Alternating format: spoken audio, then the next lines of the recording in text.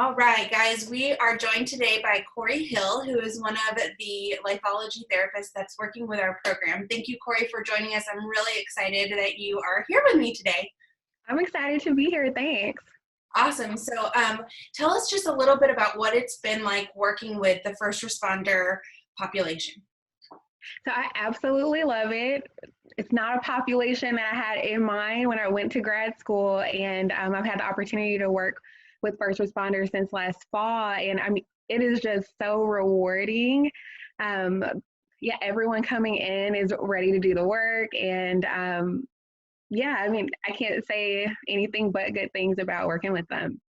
Awesome. I love that because that's what I've seen too is like when they're ready, they're ready. And so when they're coming in, they're Yes. going to put forth the effort for sure. Great. So anything specific, like specific insights that you might have just in regards to the population and what you've learned through working with them?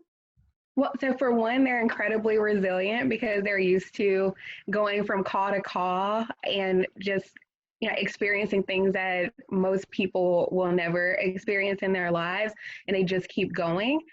And with that, they're problem solvers, so they're used to, there is a literal fire or something that has to be handled right then and there, and they just go in and they handle it.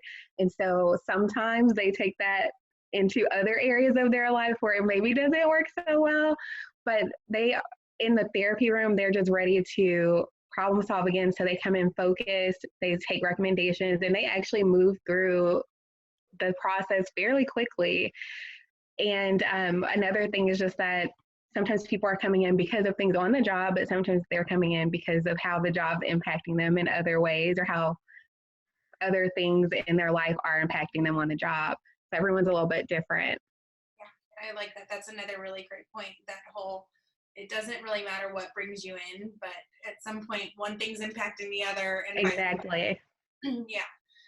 Okay, so just lastly, really quick, any tips that you would give this group of like hardworking individuals just about kind of the ever surmounting changes that they're facing right now? Yeah, I think it's just important for us to remember that everybody is responding to this very differently.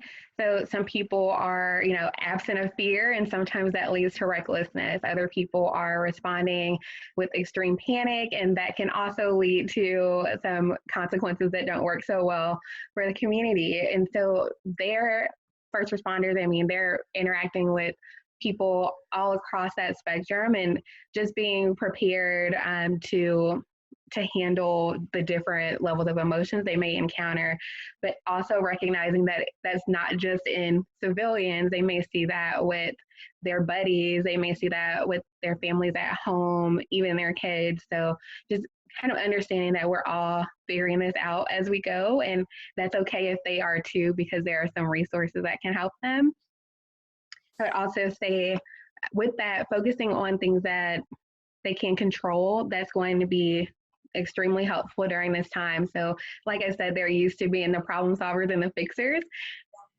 We're all trying to figure out how to deal with this situation. So it's okay that they are too. They don't necessarily have to have all the answers, but one thing they can control is whether they're taking care of themselves, and whether they, show up and do what they can, and whether they're recognizing where their challenges are, and reaching out for peer support or therapy if they need it.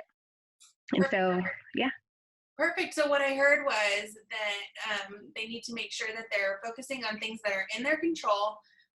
They need to reach out when they need to, and that everyone's experiencing this differently. So one person may not experience it like they do, and just kind of having that awareness. Absolutely. And the last thing that I would say is just really the resiliency program is just such a great resource right now. All the therapists are able to take them virtually, so they don't have to interact with yet another human being during all of this. And it can be along their schedule. So we've got lots of flexibility and lots of availability, and we're here to help. Perfect. I love that. Thank you so much, Cori, for joining me and if you guys need more information about how to get in touch with a counselor or reach these resources, please visit the First Responder Resiliency website, which is www.responderresiliency.com. Put me in touch with a counselor. Thanks, guys. Thank you.